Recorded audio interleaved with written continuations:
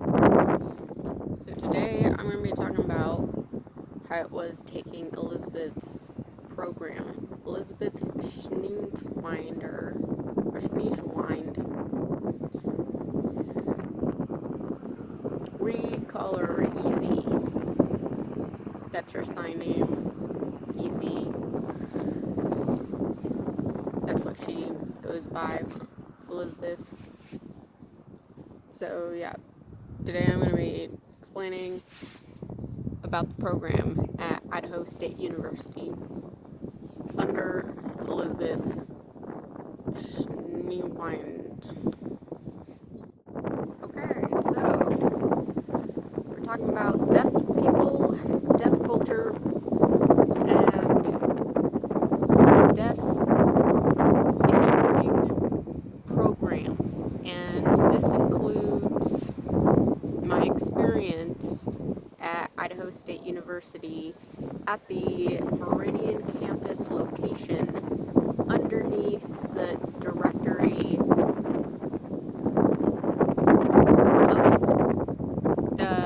of the staff for the Idaho State University level of interpreting staff for the program. And I took the program back in 2016. I was accepted into the program in the year 2016. And I graduated in 2018, but I officially hadn't graduated with my real diploma, the signature, all of that until 2019. I believe it was sent to me in December for 2020.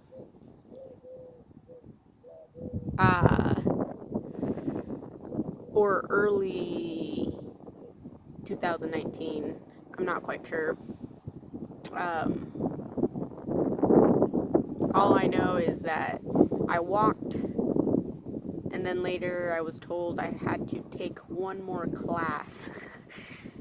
So they allowed me to walk because they hadn't informed me about any other class. And then it was left for independent studies during a summer class, practically annotating a book and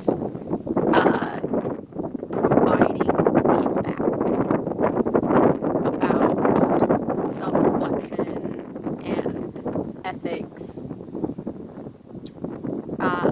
and how I can or could incorporate it into the community that I spent money learning about a little bit in the community program resources.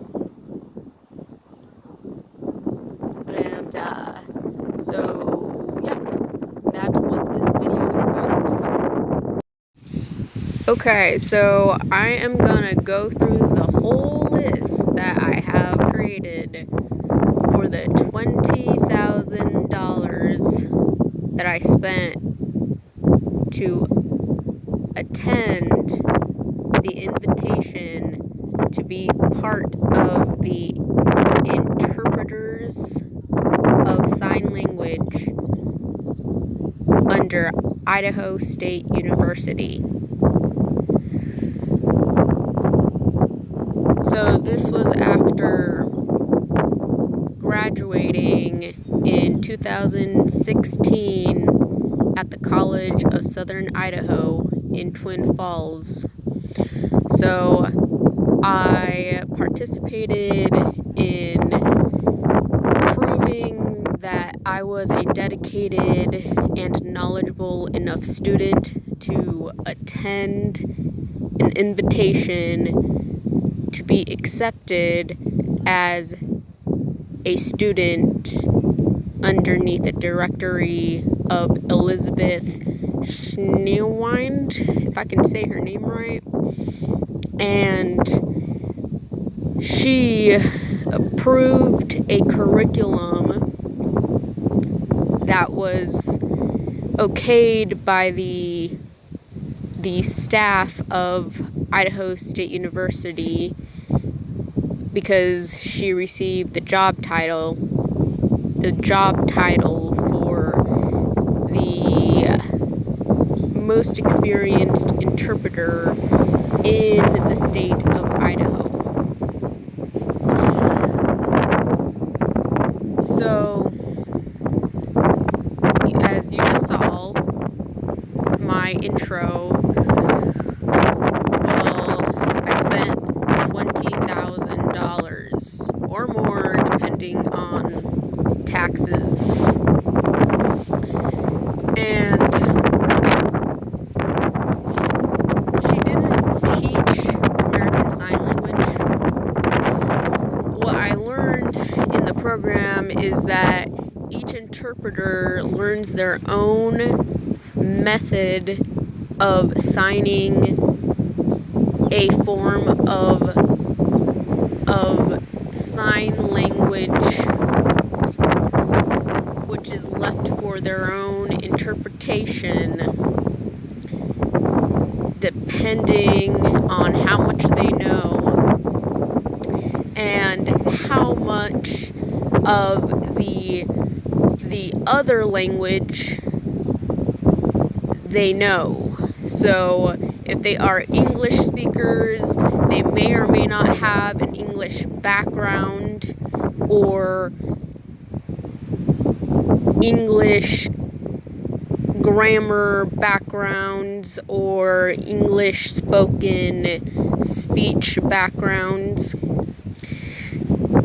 It's just based on whether you have a associate's degree,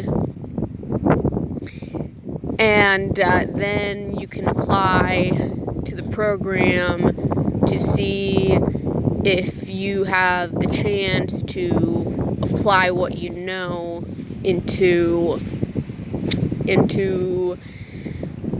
being a part of the community of deaf people here in Idaho State University, or possibly other states, so that you are accepted into the community and not seen as an outsider. So Elizabeth accepted our class, which had about 9 students. I had about 8 students in my class besides myself.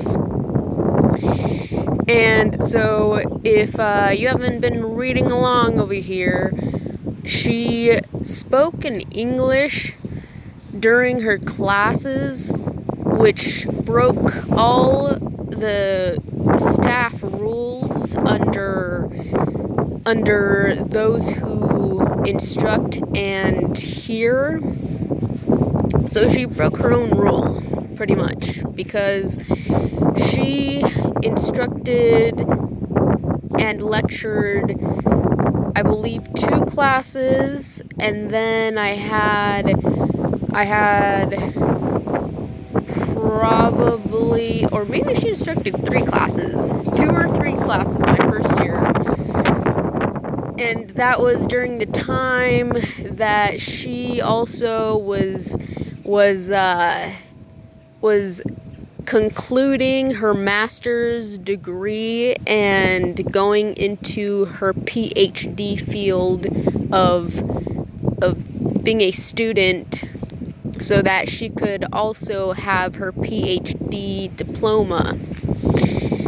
And this made classes very tough because she didn't really have the attention span and a clear curriculum for us, the students. And so she would speak in English and use sign as a participant to her level of being able to talk rather quickly and also sign, and it did not follow American Sign Language rules, and it resembled much more English. And so she spoke, she signed at the same time, and we were not learning anything that could be applied to ourselves. So she taught the classes, and oh my god, it's windy outside right now, and hopefully you guys can hear me. The second year she taught, I believe, one class, and then I had one deaf teacher again that second year, and an interpreter who grew up with deaf parents. So all her assignments, Elizabeth's, all of her assignments were posted online, and each assignment that she said she would take up to close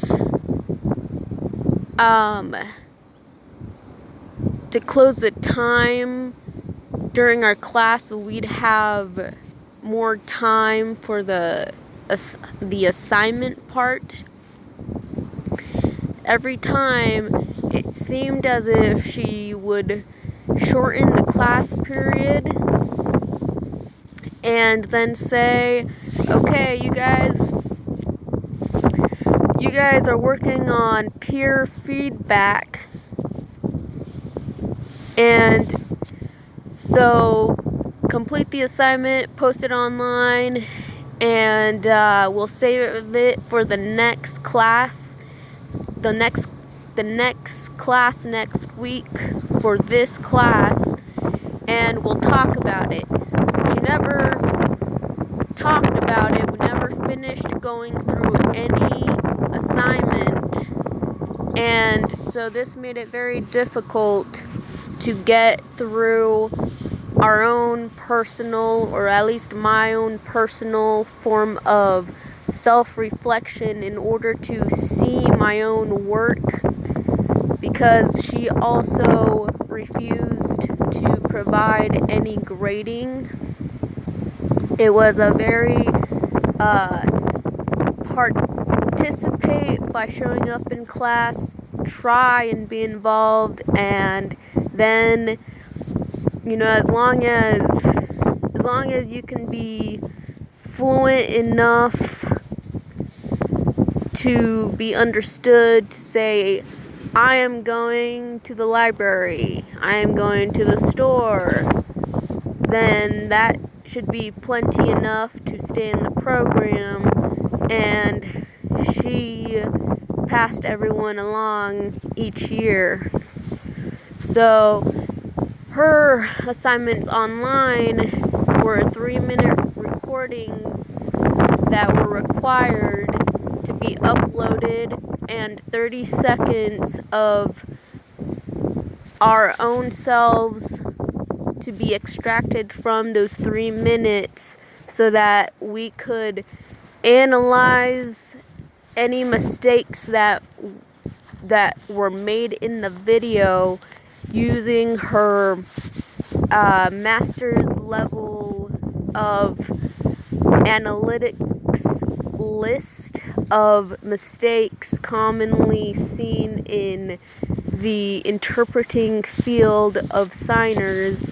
And she never went through the packet, because it was a packet of possibly 5 to 6 pages of analytical terms, the terminology, and none of it none of it was explained to any of us.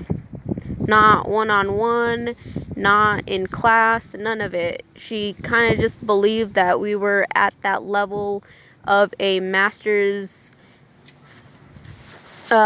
equal to her master's level of her interpretation, her method of terminology level of her own career practice. And by providing that to us, she was helping us and herself achieve her educational master's and PhD diploma level. So she said that the class had the responsibility to bring up any homework or in-class skill questions that we had of that topic, that genre, from the week before. And so Elizabeth would also ask and tell us that it was our responsibility to bring up the questions, or else practically that time is voided and no longer available.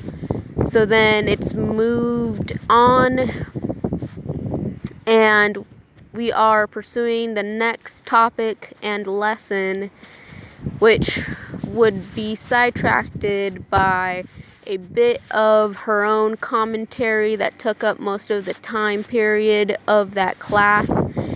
And she'd somehow relate it to the day's topic and then cut the class short and then say, hey, if any of you have questions, you know that I will be in my office, probably working on her degree or her work, because she wasn't only the program director and instructor, she also was working part-time as an interpreter, and that meant in her own personal client list and in VRS, which is the virtual service for any form of phone call that needs to be made for a deaf person. So yes, that is true. We never used our textbooks. So there was about $300 worth of textbooks each year that never got used. And we did maybe use a chapter or two. So let's say that the assignment is you are on the next chapter of this book. Okay, well, we only use about 5 or 6 chapters or have it as a final grade assignment, but there really is only room for the participation part because of how much in class time there was no teacher or instructor feedback, because it is a clinical form of communication science and practice. And so a lot of it was kept in the online version, and we never were told to give each other that form of feedback or given any feedback, all of that jazz. So here it is. Elizabeth never graded assignments. She passed everyone on attendance, based on attendance. She never left any feedback on assignments. In high school, those are considered English paper side notes for improvement from the English teacher. We as students never learned how to self-identify in our own recordings in visual sign representation or in English grammar language use. So all of this that you are hearing right now is all independent studies taken by me, the one you're listening to, and yep, that didn't necessarily have to take $20,000. So she found instructions online on the research done by another, meaning if there was a book already that she could say, hey, this is going to teach students how to be interpreters, then she would buy it, require it for her class, and then say, hey, I want you to read this chapter and record yourself, post it online, and then never gave us feedback. She never graded it. Isn't that called copyright or stealing? Or did my $20,000 pay for pretty much someone else's work? Because it wasn't Elizabeth's title around here in Idaho or on the national level of her interpreting method skills. She only interpreted for our class one time, and that was the last class before our last final, before walking to receive our diploma for a bachelor's communication and health science degree institution for sign language interpreting. That means that she left things for our own homework imagination, and she chose not to show us examples for her own personal reasons. That means we had to learn a practical trade through textbook directions and upload it to the assignment box where it would never be graded. Hey, I was being taught by a book for $20,000 that never got any real attention by anyone.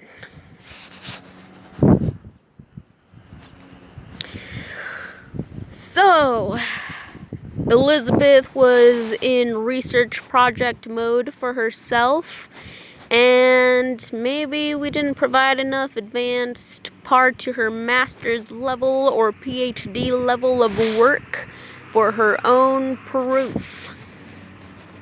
To receive her education PhD degree,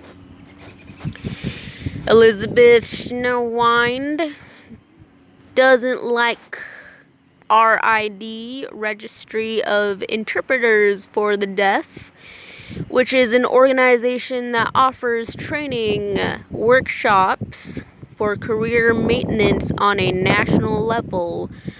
So that states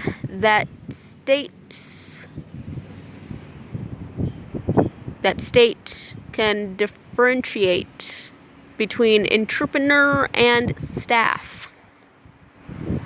So you can be an entrepreneur and find your own clientele, or work under an agency as a staff signing member.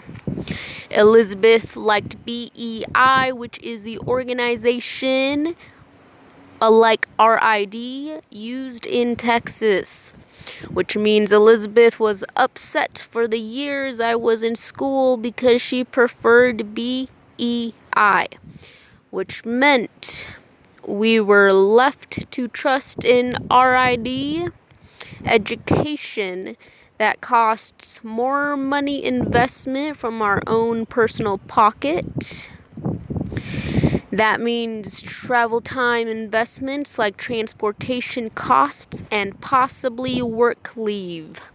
That includes taking from sick days or vacation hours from a job.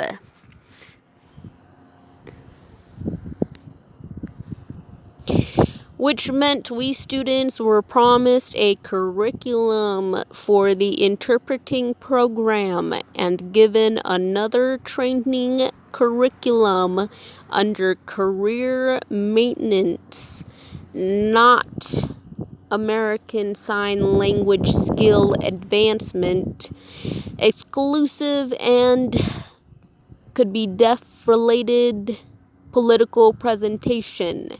That is underneath the typical workshop for RID requirements. BEI is more literacy sometimes, but it's all the way in Texas and costs the flight, all of that for the $90 test compared to a close to $600 test, 2 parts under RID. So these workshops are not courses. They don't train. They're light magazine form of workshops. And, well, the sign interpreting program at ISU doesn't offer a visual curriculum advertisement, video trailer of what progress to see in your own shoes as a student at its curriculum best. With current students who have not signed off permission slips to be recorded or advertised, or alumni wanting to be recorded for public view and public use to further deaf community public awareness, for furthering well-being health for the deaf of Idaho, or national awareness through ISU for deaf culture awareness. Meaning, it leaves me wondering if they felt the same as me, not prepared and not well presented or self-presentable. That would require visual proof of national board and state board level of exam passing student representatives. And Elizabeth used it as a hook so that students focused on passing the state licensure law required for Idaho to be hireable and pay off expensive student loans, and that would require focusing on learning the test exams.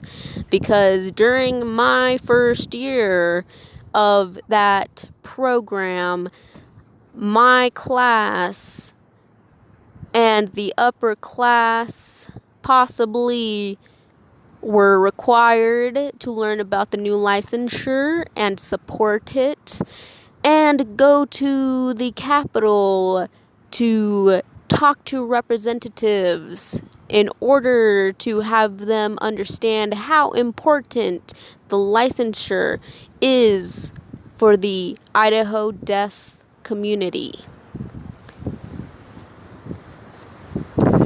The teachers said most hearing people not from a sign language background have to take a sign language exam about 5 times at least before being given another decline or pass on their exam. So that's about another $2,000 or $3,000 out of pocket. and the assignment grading only happened under Alan Wilding's class, including going through assignments in class as teaching tools to end assignment goals or aid the next class topic. Allen taught deaf culture, political awareness, and linguistics, a form of translation work which worked on our language identification and separation skills to classify American Sign Language and the English language. That class pretty much saved me. It reminded me of the ASL I recognized from ASL formatted in college, and thankful to the aiding English Alan knew to help match the slower signs used instead of Elizabeth helping the blind.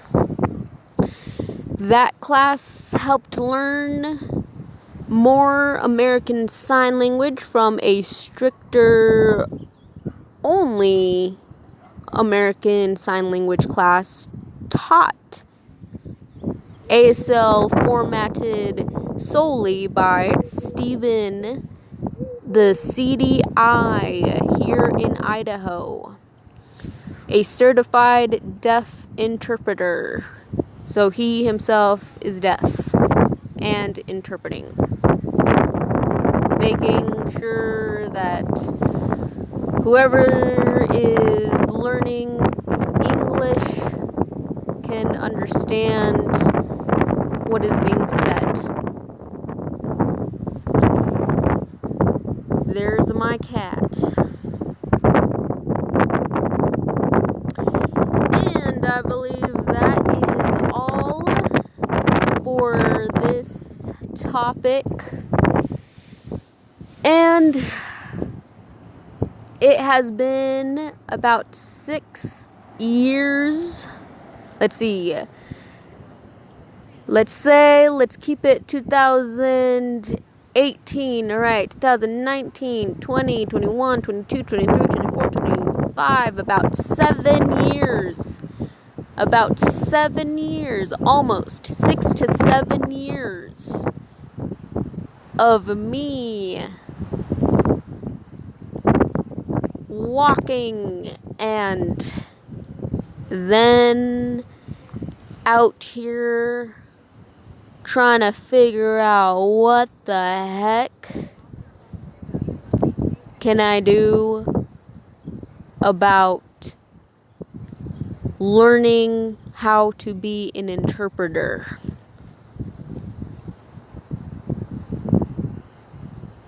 Because I felt as if I only got stupider and that I learned more of what was required to be professionally involved and community involved in the deaf community, and possibly some of the interpreting community, like the deaf members.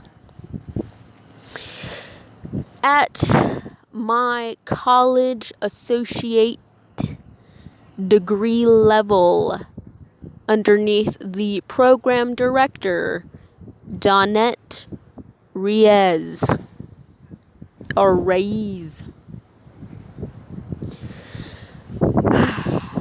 If she is still the director at CSI. So that leaves me here about 6 years outside and still figuring out a lot of that career field based on my own perspective from little things I picked up while taking the program and matching it back with what I learned in college.